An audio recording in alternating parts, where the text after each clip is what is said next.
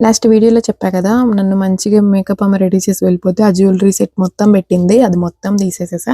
మా అత్తయ్యని ఒక సెట్ తీసుకురమ్మంటే అది తీసుకొచ్చారు. మళ్ళీ నేను అదంతా తీసేసి, మళ్ళీ నేను రెడీ అయ్యాననమాట. ఎందుకంటే నాకు అంత హెవీగా నచ్చలా. జస్ట్ ఇట్లా సింపుల్‌గా ఉంటే బావుందనిపించి ఈ సెట్ పెట్టుకున్నాను. ఇంకా ఫంక్షన్‌కెళ్ళి కొంచెం సేపు అట్లా ఉన్నాము.